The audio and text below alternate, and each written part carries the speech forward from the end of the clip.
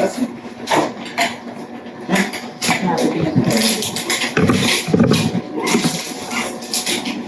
Uso de cámara para no perder estimados.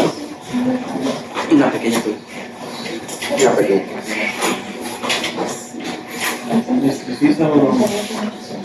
¿O ahí o como la gas? No voy a pensar en eso. Bueno, el día de hoy vamos a continuar con el temario. Vamos a ver embolismo graso. Como ajeno son los antecedentes, definición, epidemiología, todo lo clínico, la fisiopatología, diagnóstico y tratamiento del embolismo graso. Pasando un poco a los antecedentes históricos, en 1861 Senker fue quien informó la presencia de gotas de grasa en las capilares pulmonares de un trabajador ferroviario que murió a causa de una lesión por aplastamiento. Posteriormente, en el 65, Wagner describió la correlación de la embolia grasa con fracturas y lo atribuyó el origen de la grasa en pulmones a la médula ósea, ¿no? Posterior, von Berman fue el primero en describir los síntomas del síndrome de embolia grasa. Él no describió el síndrome, sino fue el que empezó a encontrar una correlación mayor de síntomas, ¿no? Hasta el 73, él informó de un paciente que se cayó de un techo y sufrió una fractura de fémur distal. 60 horas después de la lesión, se agregó conclusión de que se murió después de 19 horas este paciente. Posterior, Cerny siguió examinando los síntomas neurológicos del síndrome de embolia grasa y los describió en 1875. Sin embargo, fue hasta 1920 cuando se propusieron por primera vez las dos teorías fisiopatológicas principales del síndrome de embolia grasa, que son las que siguen vigentes hasta la fecha. En el 24, Gauss describió la teoría mecánica y en el 27, Lehmann y Moore teorizaron sobre una explicación bioquímica de la embolia grasa. Posterior, hasta 1970, Burr presentó el primer conjunto de criterios diagnósticos basados en su experiencia con una serie de 100 pacientes con fracturas de huesos largos y acuñó el término síndrome de embolia grasa, que son los criterios diagnósticos que siguen utilizándose hasta la fecha. Como definición vamos a tener dos definiciones, ¿no? Lo que es embolia grasa y lo que es síndrome de embolia grasa, ¿no? Entonces, la embolia grasa puede ser la presencia de glóbulos de grasa dentro del sistema circulatorio, que puede ocurrir con o sin síntomas. Y el síndrome de embolia grasa, ahora sí, propiamente vamos a tener, ese paciente ya tiene la embolia grasa y va a tener un conjunto de signos y síntomas, ¿no? Que lo vamos a llamar síndrome de embolia grasa, ¿no? En cuanto a la epidemiología, la incidencia de la embolia grasa es mucho más frecuente que la incidencia del síndrome. Casi todos los pacientes, al menos los que vamos a ver nosotros aquí traumatizados, que tienen alguna fractura de hueso largo, de costillas, que es lo más frecuente que causa, van a tener embolia grasa. No todos estos pacientes van a tener una repercusión clínica, ¿no? Y traumático principalmente, ¿no? La incidencia más alta del síndrome de embolia grasa es en pacientes con lesiones traumáticas, fracturas de huesos largos, una tasa aproximada del 3 al 4%. En estudios retrospectivos la incidencia es de menos del 1%, mientras que en estudios prospectivos reflejan una tasa del 11 hasta el 19%. Y en autopsia, las que hacía acá en buen alemán, los pacientes con fracturas se encontró que el 82% tenían embolia grasa y este 82%, un 33% tenían síndrome de embolia grasa. En cuanto a las causas que nos pueden dar la embolia grasa, lo vamos a dividir en dos grandes grupos: traumático y no traumático. El traumático, pues lo que tenemos aquí, principalmente todas las fracturas de huesos largos; no traumático, pancreatitis, enfermedades de células falciformes, osteomielitis y pacientes con diabetes mellitus y enfermedad de hígado graso. Va a haber mayor incidencia en hombres por el antecedente traumático. No traumático, igual es una lista larga de cosas que pueden darnos embolia grasa, sin embargo, pues no están frecuentes. Pura reporte de caso descrito, no hay una epidemiología muy descrita en cuanto a esto, ¿no? Si bien es complicado la fisiopatología o no se ha descrito bien en traumático, en no traumático es un poquito más. En cuanto a traumático, es otra igual lista larga de lo que puede hacer. Más frecuente actualmente que sigue siendo la fractura de huesos largos, fémur principalmente, costillas y pacientes que se someten a algún procedimiento quirúrgico de reconstrucción, lipoinjertos, es lo que también se ha descrito bastante recientemente. En cuanto a la fisiopatología, realmente la fisiopatología siguen siendo dos grandes grupos, como lo dividen, pues, ¿no? Un grupo mecánico y una teoría bioquímica, que hasta la fecha no se ha modificado desde que se describió en 1920, 1927, que se empezó a proponer estas teorías. La mecánica, ¿cuál es? Pues es muy simple, ¿no? Pues que hay una grasa circulando, glóbulos de grasa circulando, y esto nos van a llegar a circulación pulmonar y nos van a causar un colapso alveolar, un daño intersticial, hemorragia, edema y una vasoconstricción hipoxémica reactiva, ¿no? También en esta teoría te dicen que hay pacientes que pueden llegar a tener un forma nodal permeable y que esto puede hacer que pase circulación sistémica y a sitios donde hay mayor microvasculatura, principalmente cerebro y pulmón, es que va a causar estas alteraciones. La bioquímica, que estas mismas ácidos grasos que están circulando, el glicerol, van a hacer que se secreten o que recluten reactantes inflamatorios, principalmente proteína C reactiva, que esto va a hacer que hay una reacción plaquetario y puede dar alteraciones igual, una alteración procoagulante, es decir, a nivel del sistema nervioso central, pulmones, piel, que nos va a dar las petequias, las inflamatorias que vamos a ver más adelante, a nivel pulmonar, que nos puede, corazón, perdón, infarto agudo, miocardio, fallas de ventrículo, y a nivel ocular, retinopatía. Esas como de las formas más, las dos teorías que se tienen, ¿no? Hay una tercera teoría que encontré en otro artículo de revisión, que es una teoría de la coagulación, que igual la grasa circulante va a ser procoagulante o protrombótica, y eso nos va a generar microtrombos y nos va a dar cualquiera de estas alteraciones. Pero lo mencionan someramente, ¿no? Los dos grandes grupos siguen siendo una teoría mecánica y una teoría bioquímica. En cuanto al cuadro clínico, está escrito que va a ser un inicio insidioso con disnea, taquimia y hipoxemia del 50%. Los pacientes van a requerir manejo avanzado de la vía. La presentación va a ser de 24 a 72 horas, con un promedio de inicio de 48 horas. La triada, que es lo que mencionaba abril del viernes pasado, que va a ser una hipoxia que va a estar presente, que va a ser la insuficiencia respiratoria, el déficit neurológico y la degradación de las petequias. Pero de esto, pues, el 93% de los pacientes van a presentar hipoxia, el 59% van a presentar un déficit neurológico y el 33% van a tener petequias. Y solamente hasta el 1%, menos del 1%, va a tener una presentación fulminante. Si bien esta es la triada, como se ha descrito históricamente, pues no todos los pacientes van a cumplir esta triada por lo mismo, la misma presentación, la misma frecuencia de la sintomatología, ¿no? Petequias solamente lo vamos a ver en un tercio de los pacientes, ¿no? En pacientes con ventilación mecánica, ¿qué es lo que podemos llegar a ver nosotros? Porque no va a ser un paciente que a lo mejor va a tener una fractura de fémur aislado, no va a tener una fractura de costilla, ¿no? En nuestro contexto son pacientes que pues están intubados, tienen aparte de traumatismo craneoencefálico, tienen otra alteración, ¿no? Que llegan a estar ventilados. Va a tener disminución de las sensibilidades.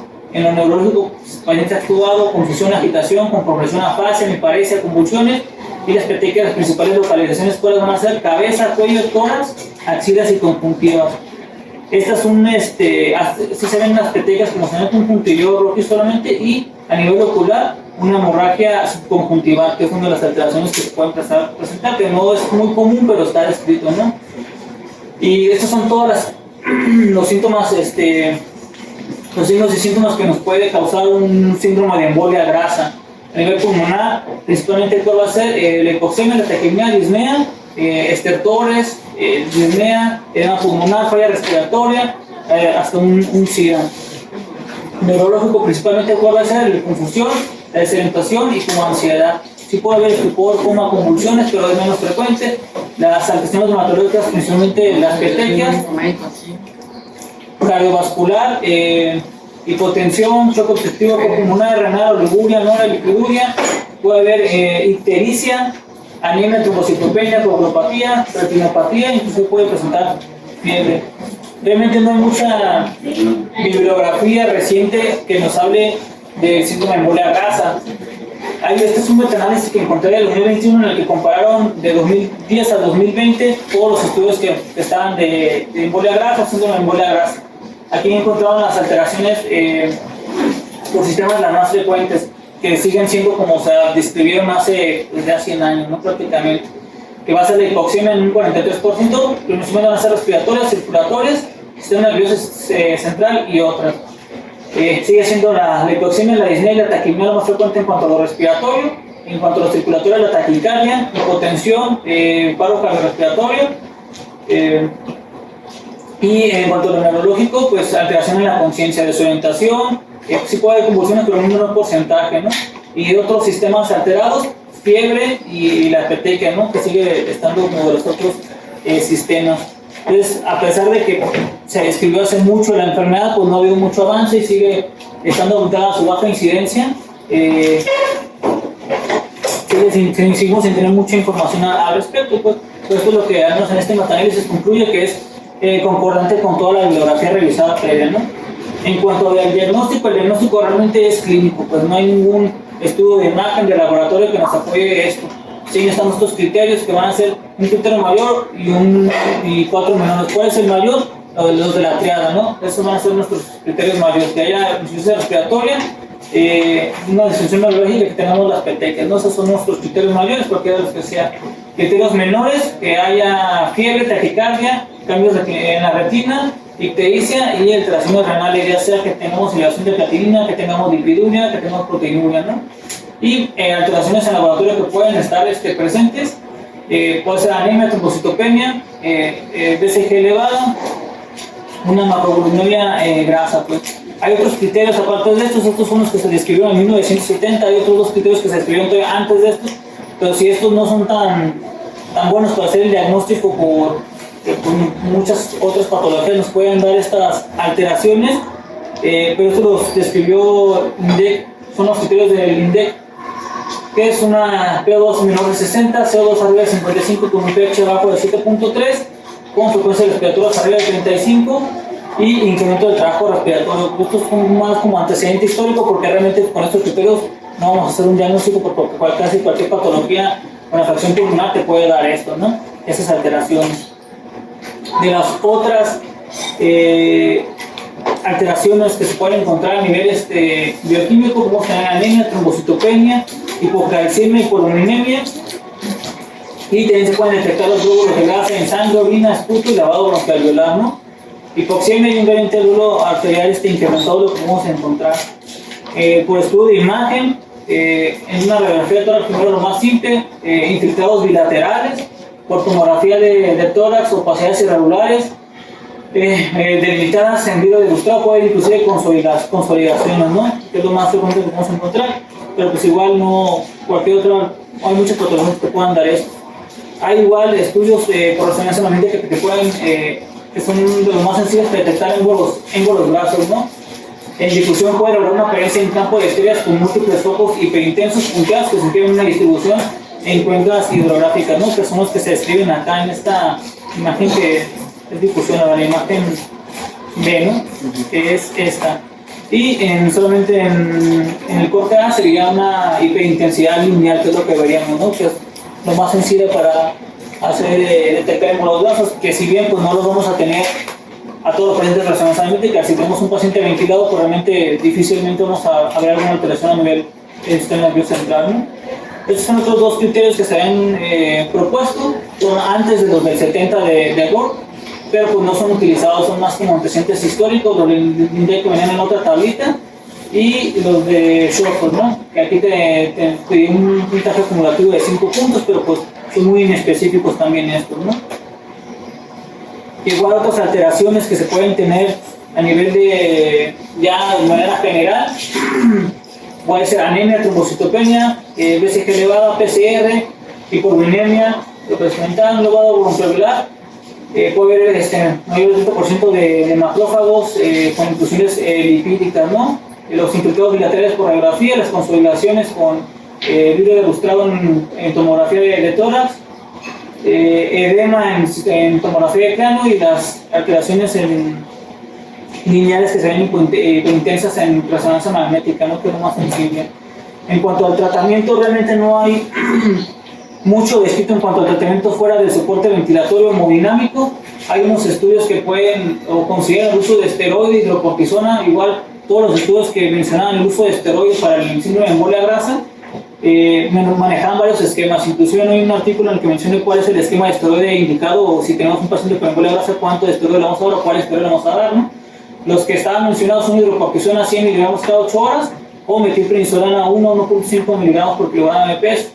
Igual controversia en cuanto a heparina, ácido acetilsalicílico o N-acetilcisteína funcionan para esta patología, pero realmente no hay nada concluyente. De los de esteroides tampoco hay mucha evidencia. Los estudios que están para el uso de esteroides son viejos y son puros reportes de casos, series de casos en los que utilizaron esteroides. Aquí utilizaron fue el señor de hidrocortisona 100 cada 8 horas y fue del 2003. Previos a estos estudios están del 70, del 94, del 93 los estudios que utilizaron estos, ¿no? Igual en el metaanálisis que les comentaba, compararon ya del 2010 al 2020 todos los casos que hubo, que fueron pocos, 134 en 10 años que pudieron recabar para este metaanálisis. Soporte respiratorio, pues pacientes de todos, el 91% fue lo que mejor tuvo, o lo que más utilizó, ¿no? El uso de esteroide, que sobrevivieron aquí, algo que respaldan un poco el uso de esteroides, ya que de los que no sobrevivieron fue un 25% versus un 4.1% de los que sobrevivieron, ¿no? El uso de anticoagulación, pues realmente mínimo y no hubo mucha diferencia en este metaanálisis, ¿no? Y aquí concluyen más que nada el uso de cuál esteroide fue lo que utilizaron, menos de 150 metilprednisolona, mayor de 250 miligramos de metil, dosis estrés, que es lo que utilizaban de hidrocortisona, o en otros estudios que no mencionaron la dosis. Entonces, pues, a modo de conclusión, lo que es individualizar si hemos utilizado o no esteroides en estos pacientes, pero pues igual no está bien descrita qué esteroide, cuál es la dosis que vamos a utilizar para esteroide en síndrome de embolia grasa. Y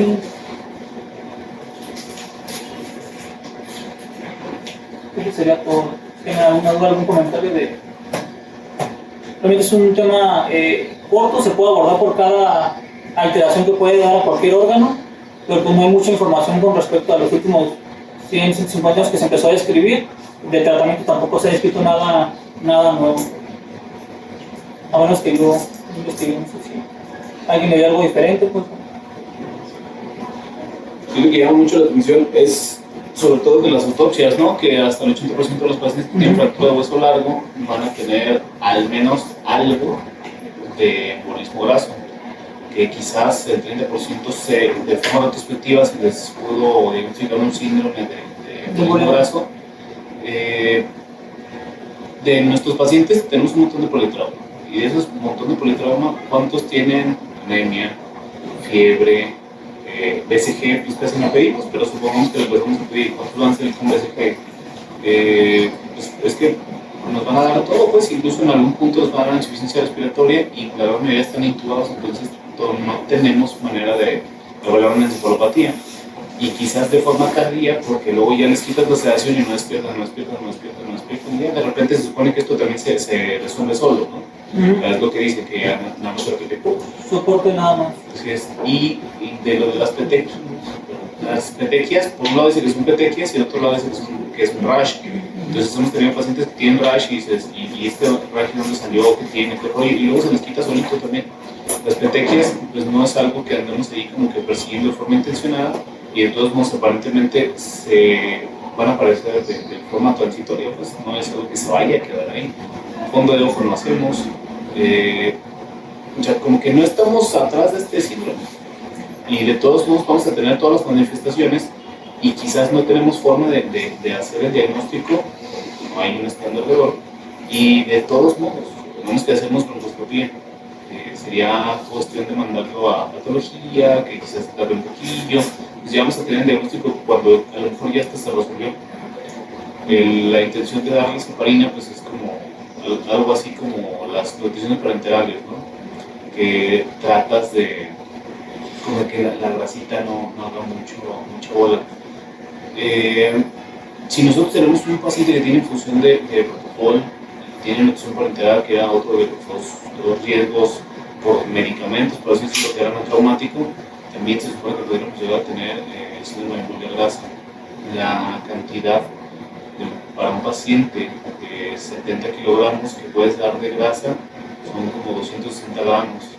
Nada más con infusión de propofol a 2 miligramos kilo hora, le estás dando como 70 gramos al día, pues, más lo que se acumule de NPT, que quizás sería una de las cuestiones ahí a tomar en cuenta, a lo mejor a monitorizar, pero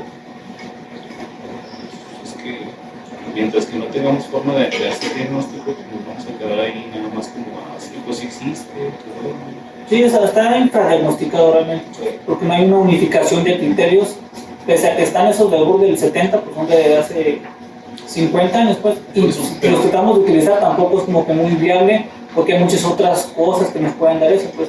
Es que Y como el tratamiento al final de cuentas es lo que nosotros ya estamos haciendo, pues que darle soporte ventilatorio hemodinámico, pues no lo pensamos, pues o no estamos acuciosamente buscando eso en nuestros pacientes, pues, porque pues, casi todos los que se fracturan pasan embolia grasa, pues, y ya según eso la incidencia retrospectivamente, como decía, pues no es tanta, pues, pero a lo mejor pues, sí es mayor, pues, ¿no? Hay también decían algunos que reducir las fracturas disminuía el riesgo del síndrome, ¿verdad? Pero pues al final de cuentas es una reducción en menos de 10 horas, cosas así, ¿no? Y que si son reducciones de varios fracturas al mismo tiempo también aumenta el riesgo, o sea, hay muchas cosas que parece que son como hasta contradictorias, pues, pero pues no sé, si ahorita vas y aplicas los criterios a todos, yo creo que van a salir, que es 4, ¿no? Fácil.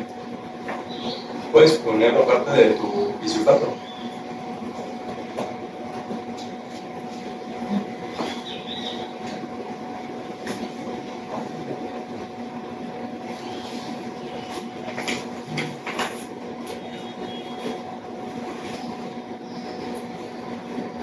Digo, en esa parte pues no, me salí ahorita tantito de la clase, pero no alcancé a ver.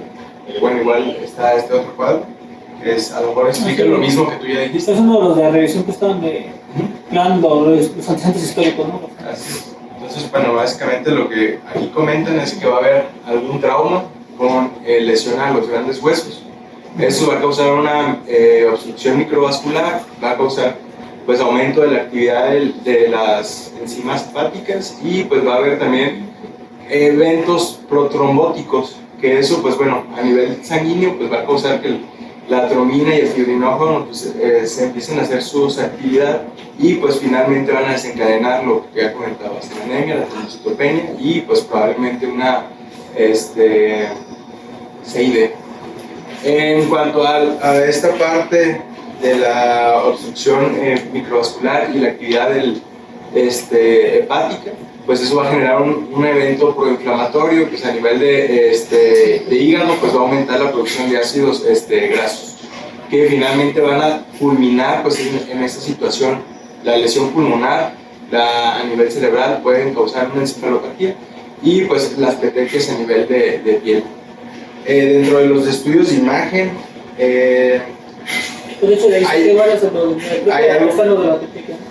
hay algo característico que, bueno, sí podemos, en algunos casos, realmente la sensibilidad para realizar este tipo de imagen, de estudios, pues, en un ecocardiograma a nivel de aurícula derecho, pudiéramos, si estamos justo en el momento agudo, evidenciar esos, pues, estos, ¿qué son?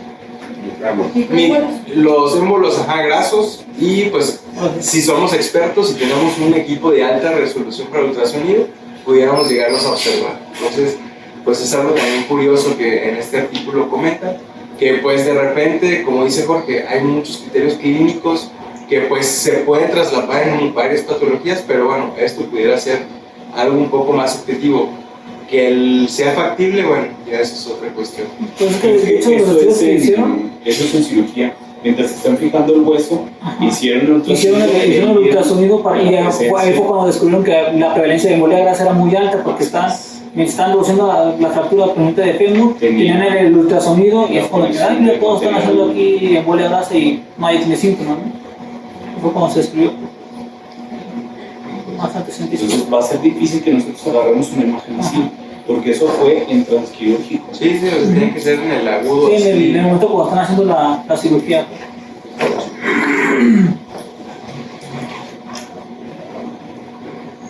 Bueno, muchos de los pacientes que tenemos, pues ya ven que no nomás, como tú dijiste, se fracturaron un hueso. Muchos tuvieron trauma de cráneo y tuvieron lateral neurológico o trauma de tórax, con contusiones pulmonares que les condicionó hipoxemia y a manejo de la vía aérea. Pero hay pacientes que nomás tuvieron fractura en huesos largos, no te los presentaron a ti, los mandaron a piso, que allá de repente empiezan a hacer todas estas manifestaciones, o hacen alteraciones del estado de alerta, o empiezan con dificultad respiratoria, o se ponen amarillos, o empiezan a hacer pues, cualquiera de esas manifestaciones que tú dijiste que pueden afectar a múltiples órganos, y entonces sí te van a hablar y te van a decir, oye, tengo un paciente que tiene dificultad respiratoria, pues démelo a valorar, ¿no? Entonces, pues tú tienes que tener pues, el contexto, el escenario del paciente de que pues, la causa probablemente pueda ser esta. Pues. Y pues el manejo, pues como tú ya dijiste, es de soporte, pero lo tienes que tener como siempre en la mente, así como cuando tienen siempre en la mente que un paciente con trauma pues, desarrolla muy probablemente rabdomiolisis, pues igual el paciente pudo haber desarrollado, un paciente que tiene esos factores de riesgo, pues el embolismo graso, que como dijo Jorge, pues todos van, casi todos los que se fracturan los dedos largos van a hacer algún grado de embolismo graso, nada más que no todos van a ser los síntomas, ni van a ser el cuadro florido como dicen los libros.